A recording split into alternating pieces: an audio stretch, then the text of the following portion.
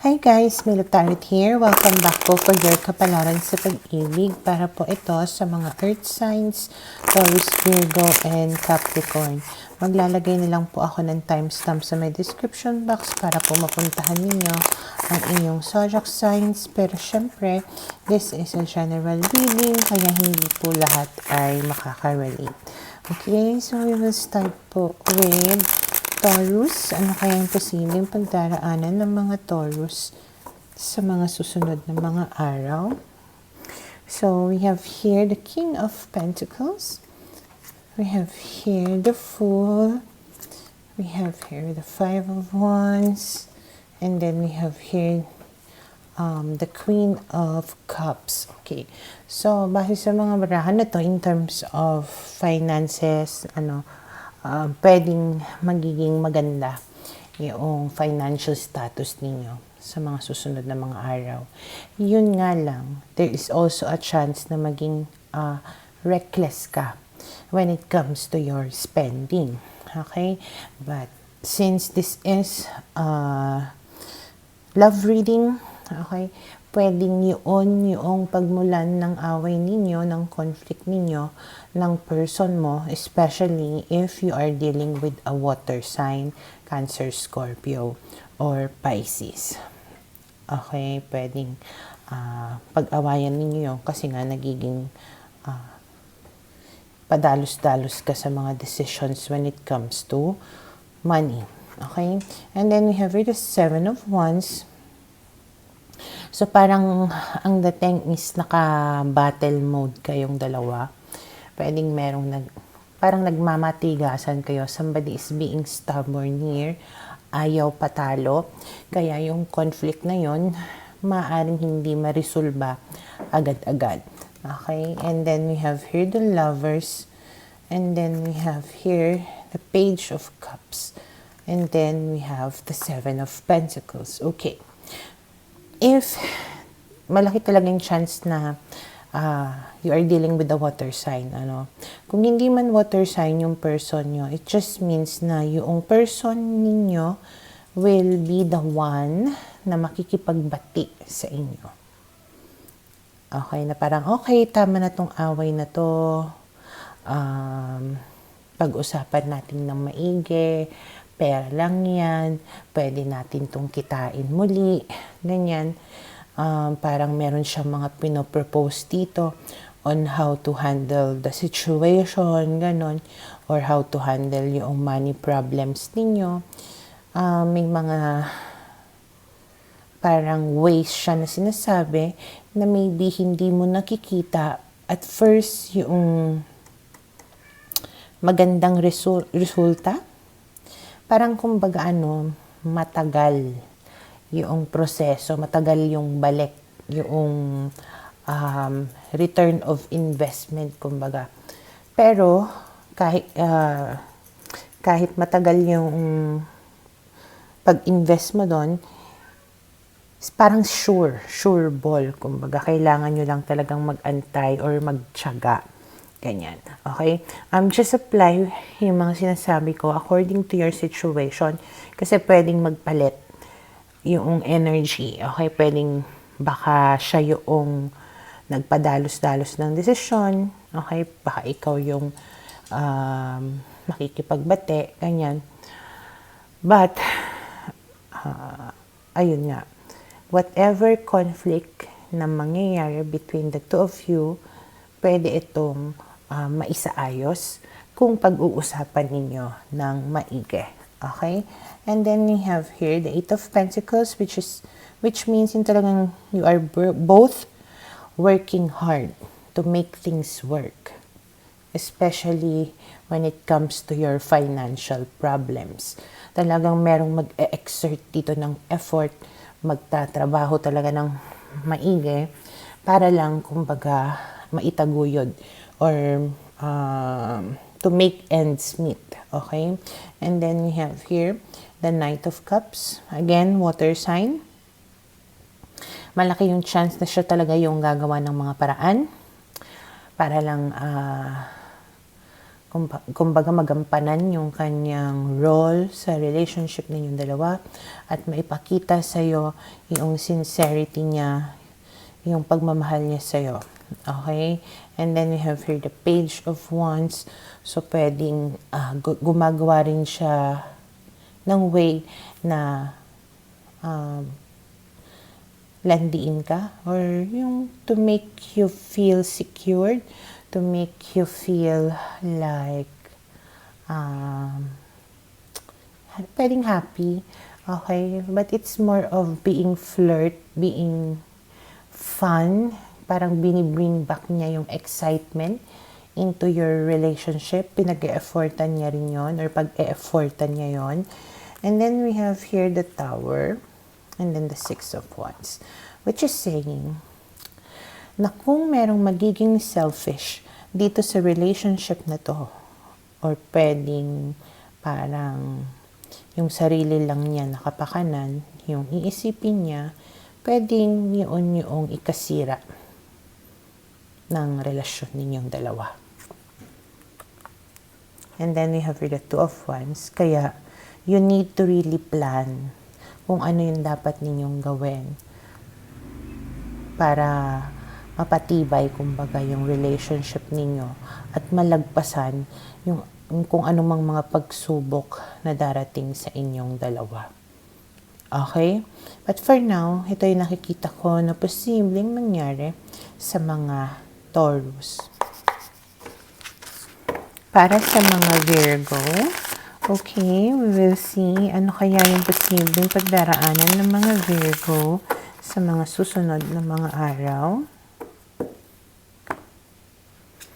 So, we have here the Tower. Naku, parang may isang malaking kaguluhan na maaaring mangyari sa mga susunod na mga araw.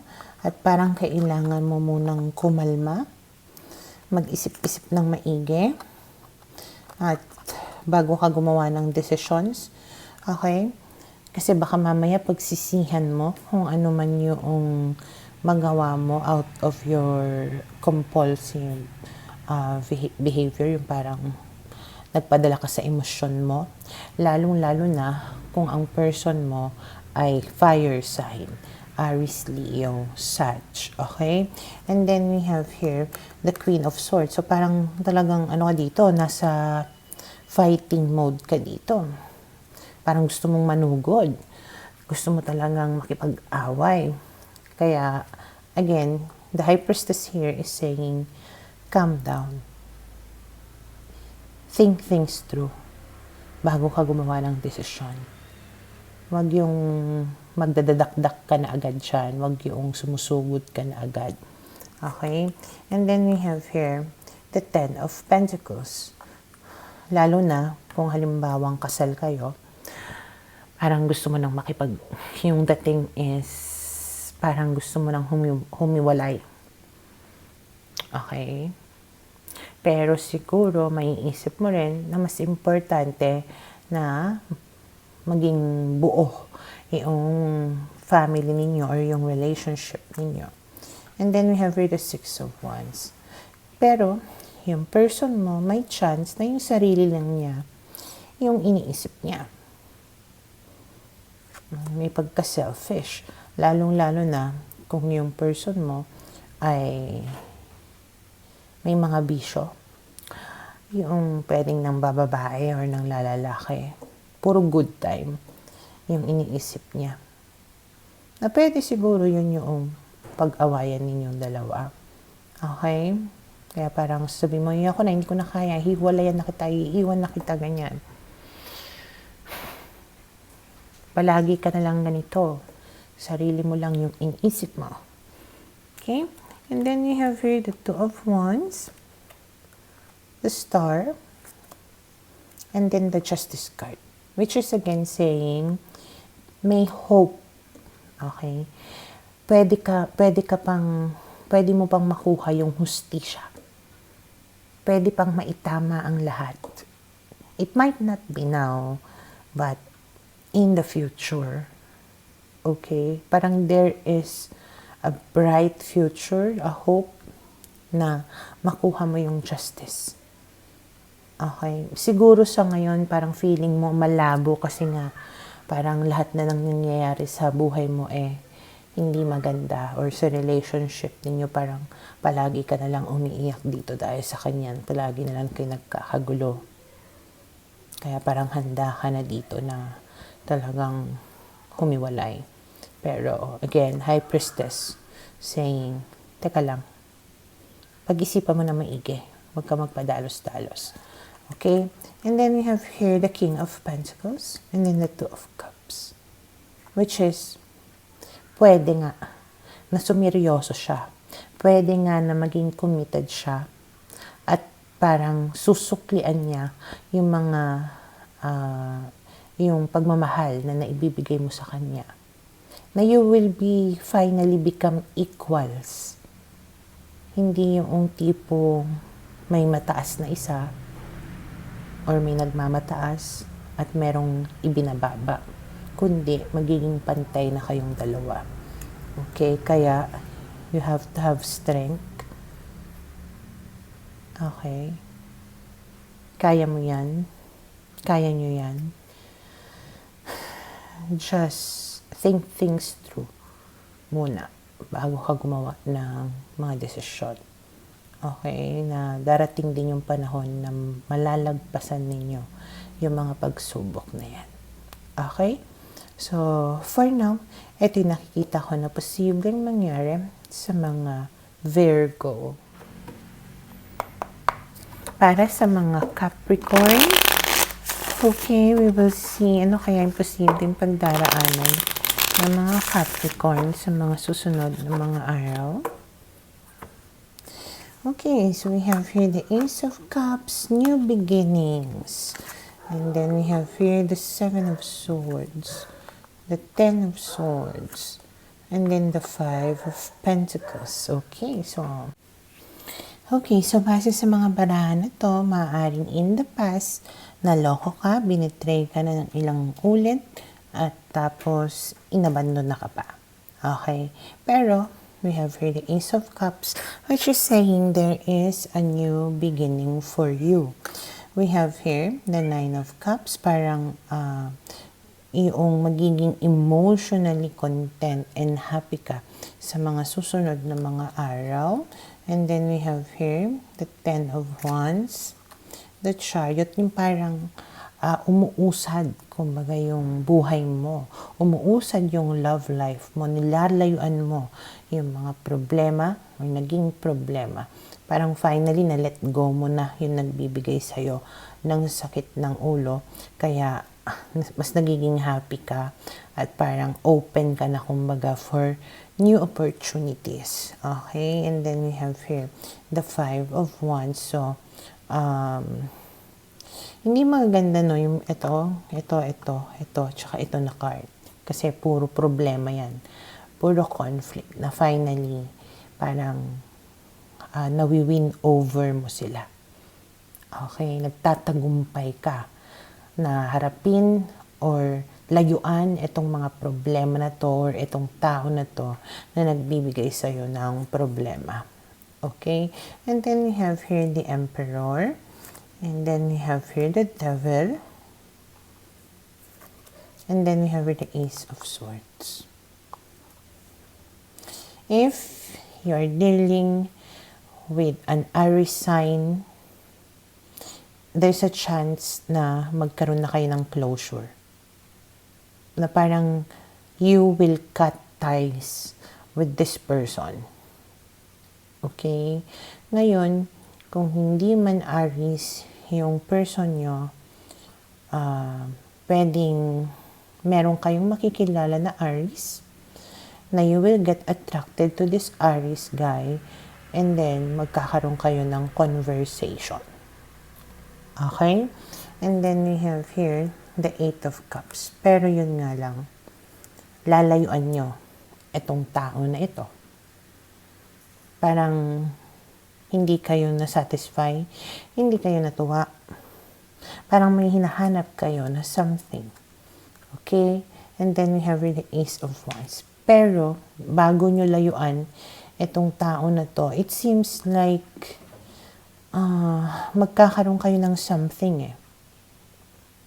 Either may mangyayari sa inyong dalawa, or maglalandian kayong dalawa, pero hanggang doon lang, parang hindi mo nakita sa kanya yung potential to have a very serious relationship or a committed emotional relationship. Parang ano lang talaga, more on sexual, passion, ganon, landian, ganyan. Okay, kaya parang alam mo na hindi mo makukuha sa kanya yung hinahangad mo na emotional happiness.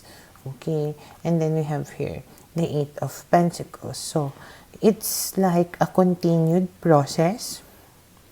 Parang hindi siguro agad-agad na makukuha mo yung new beginning na talagang magbibigay siya sa'yo ng emotional contentment.